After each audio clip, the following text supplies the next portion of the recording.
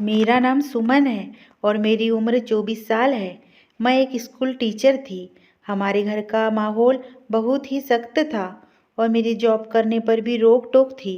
मैंने किसी तरह मम्मी से कहा कि पापा को मनाएं क्योंकि घर में पैसों की ज़रूरत है। हमारा कोई भाई नहीं था, जो करना था मुझे ही करना था। जब मैं सब कुछ करने के लिए तैयार थी तो पता नहीं उनको क्या परेशानी थी। हमारे स्कूल में एक अजीब तरीके का बच्चा आता था। मैं उसे अजीब इसलिए कह रही हूँ क्योंकि वो हर रोज अपने बैग में कोई ऐसी चीज डालकर आता है था जिसे देखकर मैं हैरान रह जाती थी। मुझे स्कूल में पढ़ाते हुए 3 साल होने वाले थे, लेकिन ये बच्चा 2 महीने पहले ही आया था और उसके बैग में एक ऐसी चीज थी जिसके बारे में मैं किसी को बता भी नहीं सकती थी क्योंकि मैं फिर खुद भी शर्मिंदा होती। ये बच्चा हमारे स्कूल में पहले नहीं पढ़ता था, इसलिए कोई इसके बारे में जानता नहीं था। वो वो बहुत चुपचाप और खामोश रहता था। वो 4th क्लास का बच्चा था और उसकी उम्र 12 साल हो गई।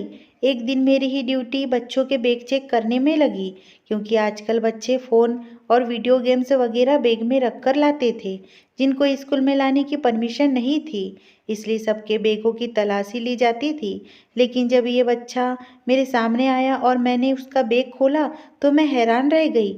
मेरे साथ खड़ी टीचर ने मुझसे पूछा कि क्या हुआ। मैंने कहा कि कुछ नहीं और बैग बंद करके उस बच्चे को वापस दे दिया। लेकिन जाते हुए उस बच्चे को हैरान होकर देखती रही। पहला दिन था और जब मुझे पता चला कि ये क्या कर रहा है तो मैं खामोश हो गई।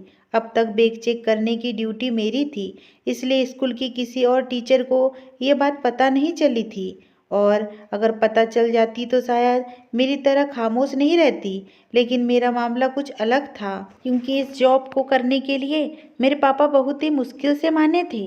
तो मेरे अंदर डर था कि कहीं कोई ऐसी बात ना हो जाए जिससे मेरे पापा नाराज हो जाए, इसलिए मैं कोई बखेड़ा नहीं चाहती थी। जॉब करने के लिए अभी भी मैं लोगों के सामने डर जाया करती थी। मेरे कोई मेरे सामने आता तो मैं बहुत ज़्यादा नर्वस हो जाती, लेकिन फिर भी अपने आप को संभाल कर बात करने की कोशिश करती थी। मैं कोशिश करती थी, लेकिन मेरे अंदर डर बहुत था। लेकिन उस बच्चे के साथ क्या किया जा रहा था? उस बच्चे का ऐसी चीज़ों तक हाथ पहुंच रहा था। क्या उसके घर में कोई उसको रोकता नहीं था? क्या वो उनके पर्सनल सामान तक में भी घुसता था? क्या उसकी माँ को ये बात पता नहीं थी कि वो बैग में कौन सी चीज़ डालकर स्कूल में ला रहा है? क्या वो बाकी बच्चों को ये चीज़ें दिखाकर वक्त से पहले उन्हें बड़ा तो नहीं करना चाहता था? कहीं ऐसा तो नहीं था ये छोटा सा बच्चा बेशर्मी फैला रहा था और बच्चों के दिमाग में गंदगी तो नहीं भर रहा था? मैंने उस बच्चे पर नज़र रखने की सोची। मेरे 2 पीरियड उस बच्चे के क्लास में भी होते थे। मैं बहुत अच्छे से पढ़ाया करती थी, लेकिन आज मुझे उस पर नज़र रखनी थी। ये बाकी बच्चों की तरह नहीं था, लेकिन किसी से ज़्यादा बात नहीं करता था, थोड़ा चुप रहता था। उसने पूरा दिन ऐसा कुछ भी नहीं किया जो रूल से हटकर था। लेकिन एक बात ऐसी थी जो सच में बहुत अजीब थी। वो ये थी कि वो लंच टाइम में भी अपना बैग अपने साथ लेकर जाता था। वो अपना बैग खुद से दूर नहीं करता था। जब पहली बार उसने अपना बैग मुझे दिखाया था तो वो बहुत परेशान था। जब मैंने उससे कहा कि खोल कर दो, मुझे चेक करना है, मैं बात कर सकती थी टीचर से और अपने दोस्तों से भी, प्रिंसिपल से भी। लेकिन मैं इतनी शर्मिंदा हो गई थी कि मैं बात नहीं कर पा रही थी, लेकिन इस मसले को हल करना चाहती थी।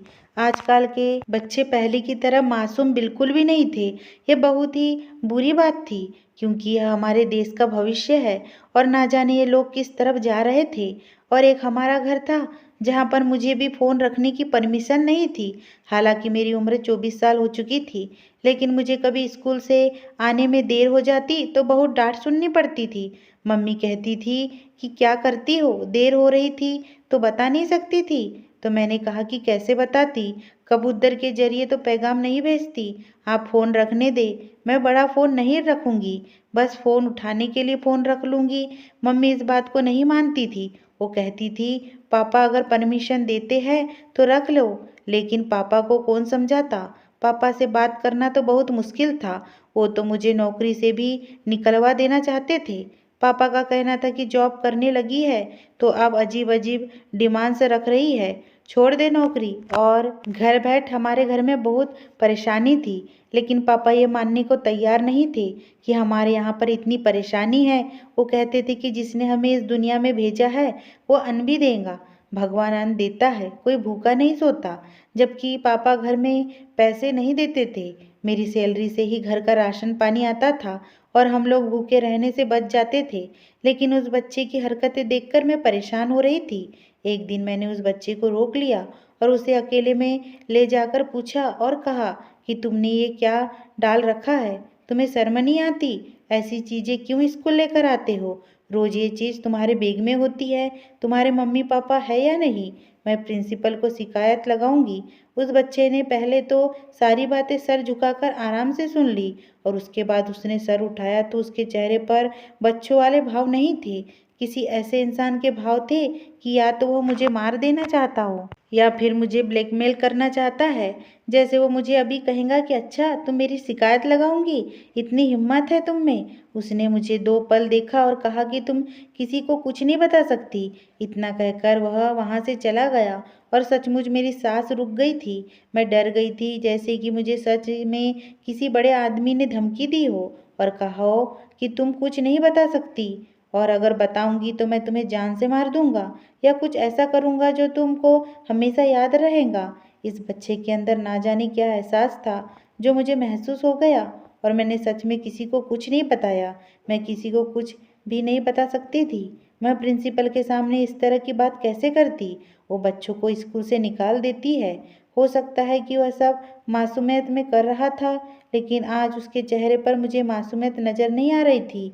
ये बात तो पक्की थी और ये भी हो सकता था कि कोई और उसके बैग में भी ये चीज़ रख रहा था और अब तो काफ़ी देर हो चुकी थी। अगर मैं अब बताती भी तो मुझसे पूछा जाता कि ये सब कब से हो रहा है, और अगर मैं कहती कि 2 महीने से, तो उन्होंने यही कहना था कि आपने पहले क्यों नहीं बताया। आपको किस बात का डर था कि आप भी उस बच्चे के साथ मिली हुई थी? इतनी सी बात बताने में आपको कौन सी शर्म आ रही थी? अब तो मैं बीच में फंस चुकी थी। कहते हैं कि अगर हम किसी पाप का हिस्सा नहीं होते तो मुखभरी करते हैं, इसलिए मैं चुप रही थी और उसकी राजदार बन चुकी थी। एक दिन उसका काम पूरा नहीं था तो मैंने उसे डांट दिया और कहा कि तुम्हारा दिमाग पढ़ाई की तरफ नहीं है, किन चीज़ों में लगाया हुआ है, इन चीज़ों से अपना दिमाग हटा लो। लेकिन अगले ही दिन कुछ ऐसा हुआ कि मैं हैरान रह गई, मेरे पैरों तले से ज़मीन निकल गई। उस बच्चे ने प्रश्न उत्तर याद नहीं किए थे। मैं उसे 5-6 दिन से माफ़ कर रही थी। मेरी आदत नहीं थी बच्चों पर हाथ उठाने की, मैं बच्चों पर हाथ नहीं उठाती थी। लेकिन उसने मुझे इतना मजबूर कर दिया। जब मैंने कहा कि क्यों याद नहीं है तो वो कहने लगा कि नहीं करूँगा, मेरी मर्जी, मैं कुछ भी करूँ। ये सुनकर मुझे और गुस्सा आ गया। मैंने उस बच्चे को हल्का सा थप्पड़ लगाया, लेकिन वो बच्चा ऐसे ज़मीन पर गिरा जैसे कि मैंने उसे बहुत ज़ोर से मारा है, जबकि मैं बच्चों को ऐसे नहीं मारती थी। वो बच्चा ज़मीन पर गिरकर रोने लगा। तभी साथ वाले कमरे में से टीचर आ गई और कहने लगी, क्या कर दिया? इसे मारने की परमिशन नहीं है। मैं भी बहुत बुरी तरह घबरा गई।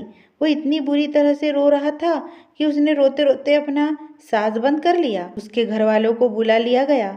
थोड़ी देर के बाद उसके माता पिता और वो बच्चा और मेरे साथ की टीचर जो उसे देखने के लिए आई थी, सब लोग प्रिंसिपल के कमरे में खड़े थे। कोर्ट जैसा माहौल बना हुआ था और मुझे सब लोग ऐसे देख रहे थे जैसे मैंने बहुत बड़ा गलत काम कर दिया हो। अब मैं किसी को ये भी नहीं कह सकती थी कि इस बच्चे ने ड्रामा किया, जानबूझकर मुझे गुस्सा दिलाने के लिए क्वेश्चन याद नहीं कर रहा था। मैंने इतना कहा कि मैंने हल्के से थप्पड़ मारा, लेकिन इसका पैर फिसल गया और ये गिर गया। हमारे स्कूल का एक नियम था, हमने ये कह रखा था कि हम यहाँ बच्चों को नहीं मारते, ज़्यादा से ज़्यादा लिखने की पनिशमेंट देते हैं या फिर खड़ा कर देते हैं। उसने कहा कि आपको मारने की नौबत क्यों आई, आप डांट भी तो सकती थी, और कहा कि आपकी इस हरकत की वजह से मैं आपको स्कूल से भी निकाल सकती हूँ। मैं बहुत परेशान हो गई क्योंकि मैं ऐसा बिल्कुल भी नहीं चाहती थी।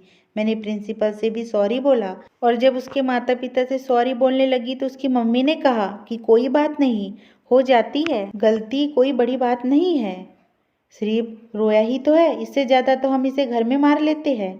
बच्चे शरारती है, उसकी माँ ने तसल्ली दी। तो प्रिंसिपल ने कहा कि नहीं, हमसे गलती हुई है। उन्होंने कहा कि कोई बात नहीं, आप लोगों ने फ़ोन करके बुलाया था तो हम लोग आ गए, इतनी बड़ी बात नहीं है, आप इनको बिल्कुल भी नहीं डांटे। उन्होंने मेरा साथ दिया, वो एक अच्छी औरत लग रही थी। वो इस बच्चे को वहाँ से लेकर चली गई और प्रिंसिपल ने कहा कि उन लोगों ने कोई एक्शन नहीं लिया, वरना आज तुम नौकरी से निकाल दी जाती। आज के बाद ऐसी कोई हरकत नहीं करना। मैंने कहा आज के बाद ऐसी हरकत नहीं करूँगी। फिर मैंने अपने दोस्तों को भी सब कुछ बताया तो वह हैरान हो गए, कहने लगे कि तुमने ये बात पहले क्यों नहीं बताई। तो मैंने कहा कि जो बच्चा इतना बड़ा ड्रामा कर सकता है, आज से मैं उसकी वजह से नौकरी से जाने वाली थी। अगर मैंने उसी की बात बता दी तो उसे तो साफ साफ मुकर जाना है था। वो बहुत शरारती और चालाक बच्चा है। उसकी माँ को भी उसके बारे में पता है, तभी तो वो मेरा साथ दे रही थी, इसलिए कुछ और ही सोचना होगा। मैंने उससे बहुत प्यार से, बहुत अच्छे तरीके से बात की। अब मैं भी चालाकी करूँगी। मेरी दोस्त ने कहा कि तुम्हें कुछ ना कुछ तो करना चाहिए, लेकिन मैं बहुत ज़्यादा डर गई थी। अगर मेरी नौकरी चली जाती तो हम लोग तो भूखे मर जाते। मुझे कुछ ऐसा करना था कि जिससे मेरी नौकरी को भी कोई खतरा ना हो। मुझे बच्चे की माँ बहुत अच्छी लगी थी। शायद वो अपने बच्चे के बारे में बहुत अच्छी तरह से जानती भी थी। उसने मुझसे बहुत अच्छे तरीके से बात भी की थी, इसलिए मैंने सोचा कि मुझे उसी से बात करनी चाहिए। लेकिन मुझे उसका नंबर कहाँ से मिलता। मैंने उस बच्चे की डायरी में देखा जिसमें उसकी मम्मी पापा दोनों का नंबर लिखा हुआ था। हमारा स्कूल बहुत अच्छा स्कूल था। यहाँ पर हर चीज़ का ख्याल रखा जाता था। अगर किसी बात की कोई इमरजेंसी पड़ जाए, इसलिए मम्मी पापा दोनों का नंबर दिया जाता था। मैंने उसकी मम्मी का नंबर काफ़ी कर लिया और घर जाकर कॉल की तो उसने मेरी कॉल नहीं उठाई। इसके बाद मैंने उसे दोबारा कॉल की और फिर मैंने अपने बारे में बताया और मैंने उससे कहा कि अगर बच्चा आपके आसपास बैठा है तो आप उससे साइड हो जाइए। उसने कहा कि नहीं, ऐसा नहीं है, आप बेफिक्र होकर बोले कि क्या बात है। मैंने कहा कि मैं आपसे मिलना चाहती हूँ अकेले में, लेकिन मैं आपको स्कूल में नहीं मिल सकती, इसलिए आपको कहीं बाहर मिलना होगा। मुझे आपके बेटे के बारे में बहुत ज़रूरी बात करनी है। मैं सोच रही थी कि वो परेशान होगी, कुछ ना कुछ बोलेंगी, लेकिन उसने कहा कि ठीक है, मैं आपसे मिलने के लिए तैयार हूँ। फिर उसने मुझसे पूछा कि मैं कहाँ पर आसानी से आ सकती हूँ। मैंने उसे एक जगह के बारे में बता दिया। हमें वैसे भी कोई घूमने तो नहीं जाना था, हमें सिर्फ बात ही तो करनी थी। वो जगह बहुत अच्छी थी बात करने के लिए। उसने कहा ठीक है, मैं कल वहाँ पर पहुँच जाऊँगी। मैंने स्कूल के बाद का टाइम बताया था, क्योंकि मैं स्कूल के बाद ही वहाँ पर जा सकती थी। उस औरत से बात करके मुझे बहुत अच्छा लगा। उसने मेरी बात बहुत अच्छे तरीके से सुनी और मेरे साथ कोऑपरेट भी किया। अगले दिन वो मेरे सामने बैठी थी और मैंने उसे बताया कि आपका बेटा अपने स्कूल बैग में बहुत अजीबोगरीब चीज़ें लेकर आता है। उसने पूछा कौन सी चीज़। मैंने बताया कि आपके बेटे के बैग में आपकी अपनी पर्सनल चीज़ें होती है, जो एक औरत की पर्सनल चीज़ हो सकती है, जो वो रोज़ इस्तेमाल कर सकती है, वो उसके बैग के अंदर होती है। और मैंने उसे बताया कि मैंने उससे बात की तो उसने मुझे तेवर दिखाए, तो मैंने उनको वो बात भी बताई। उस दिन क्या हुआ था, मैंने कहा कि मैंने आपके बेटे पर बिल्कुल भी हाथ नहीं उठाया था, उसे थप्पड़ कहाँ भी नहीं जा सकता था। मैंने सिर्फ उसकी बेइज्जती करने के लिए उसे हल्का सा थप्पड़ लगाया था, ताकि उसे एहसास हो कि वो क्वेश्चन याद करके आया करे। मैं उसे चोट नहीं पहुंचाना चाहती थी। उसने मेरी बात बहुत ध्यान से सुनी और फिर मुझे एक ऐसी बात बताई जिसे सुनकर मैं हैरान रह गई। तो उसने एक बच्ची की तस्वीर दिखाई और कहा कि ये मेरी बेटी है। उसने कहा और जिस बच्चे की आप बात कर रही हो वो मेरा बेटा नहीं है। दरअसल मैं उसकी असली माँ नहीं, उसमें उसकी गलती नहीं है। वो जो भी हरकत करता है वो अपने हिसाब से ठीक करता है। मैंने कहा आप ऐसी कैसे बात कर सकती है। वो अपने बैग में किसी औरत की पर्सनल चीज़ें लेकर आता है, पूरे दिन अपने बैग में रखता है। अगर हम यह तलाशी नहीं लेते तो हमें पता भी नहीं चलता। किसी को भी ये बात नहीं पता। और जब मैंने उससे बात की तो वो मुझे ऐसे देख रहा था कि जैसे वो मुझे कोई तकलीफ पहुंचाएगा। वो बच्चा उम्र में बहुत छोटा है, लेकिन उसकी हरकतें अपनी उम्र से कहीं ज़्यादा बड़ी है। ये कोई आम बात नहीं है। आप इसे नॉर्मल कैसे कह सकती है। आप उसकी माँ नहीं है, इसलिए आप समझ नहीं सकती। उन्होंने बताया कि दरअसल इस बच्चे का कोई कसूर नहीं है। वो बहुत छोटा था जब उसकी माँ उसे छोड़कर चली गई। मैंने कहा कि आप बहुत अफसोस हुआ मुझे ये सुनकर। उसने कहा कि उसकी माँ इस दुनिया से नहीं गई बल्कि इसे छोड़कर चले गई अपने किसी प्रेमी के साथ। उस टाइम सोनू बहुत छोटा था और वो उसे छोड़कर अपने प्रेमी के साथ चली गई और पलटकर उसकी तरफ देखा तक नहीं। उसी वक्त से ये बच्चा सदमे में चला गया और आम बच्चे की तरह नहीं रहा। उसके बैग में उसकी माँ का एक जोड़ा और ज्वेलरी और कान का झुमका जो ये अपने पास रखता है। उसकी माँ अपने कमरे से सब कुछ ले गई और जो वो सब कुछ पीछे छोड़ गई वो इसने जमा करके अपने पास रखना शुरू कर दिया।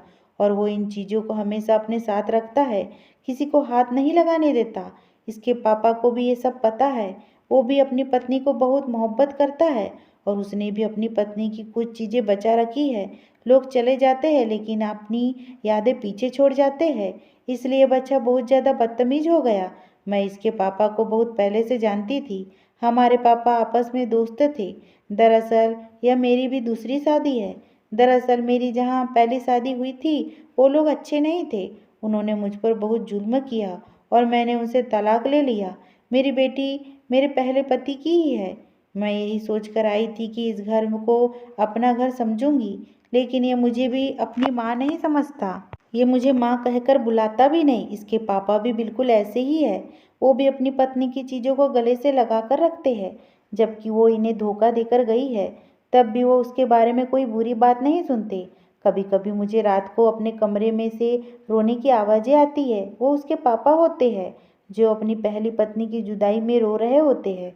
उसने इनके साथ अच्छा नहीं किया, लेकिन फिर भी ये दोनों उसके दीवाने हैं। वो इनको इस दुनिया से छोड़कर चली जाती तो शायद इन दोनों का सदमा इतना भारी नहीं होता। लेकिन ये दोनों बाप बेटे एक जैसे ही है। मैं इन्हें प्यार करती हूँ, संभालती हूँ, कोशिश करती हूँ कि सब कुछ ठीक हो जाए, लेकिन कुछ भी ठीक नहीं होता।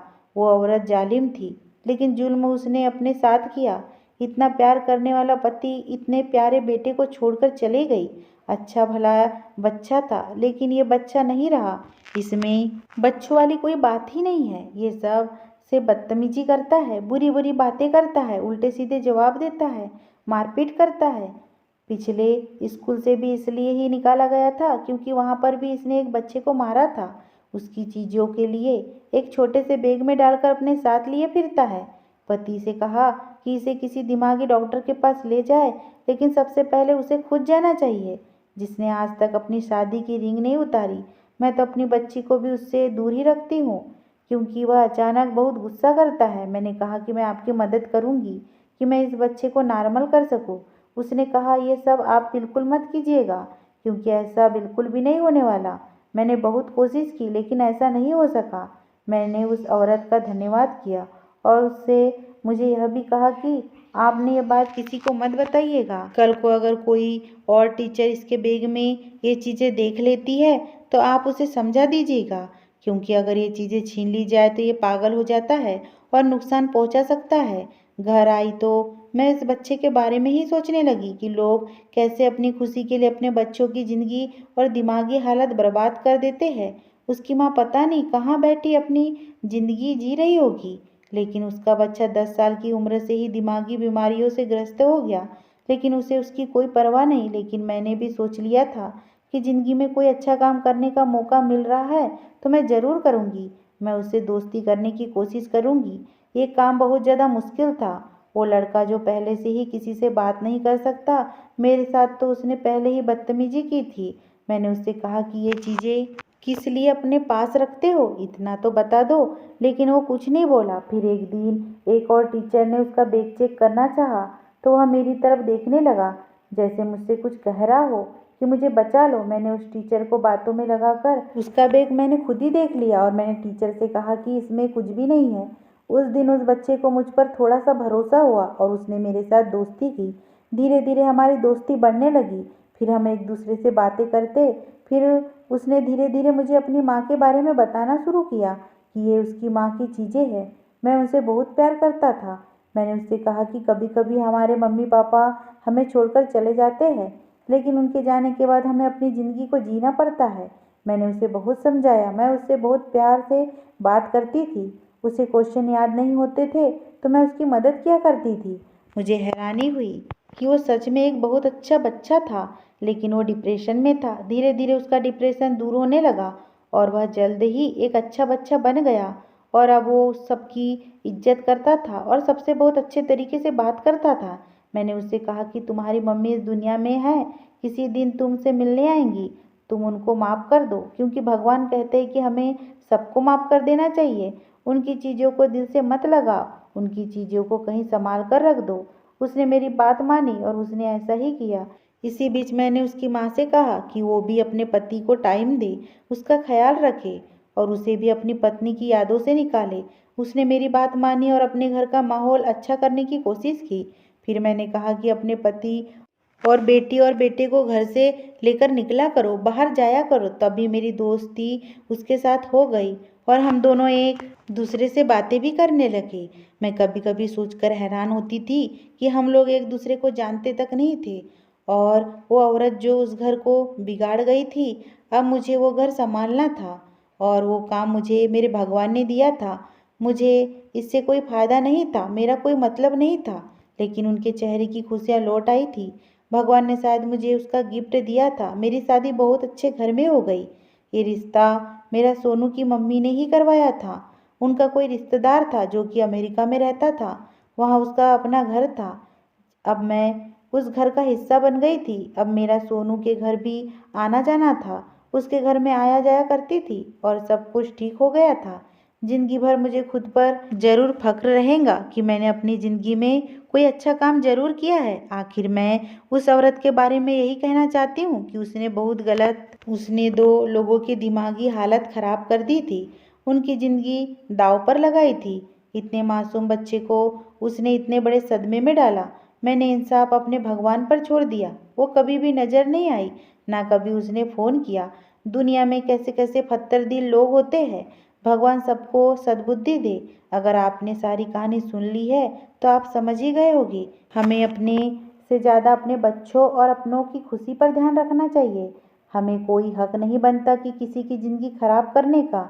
अगर सोनू की माँ को ऐसा ही करना था तो उसे सोनू के पापा से शादी नहीं करनी चाहिए थी, ना ही बच्चे पैदा करने चाहिए थे।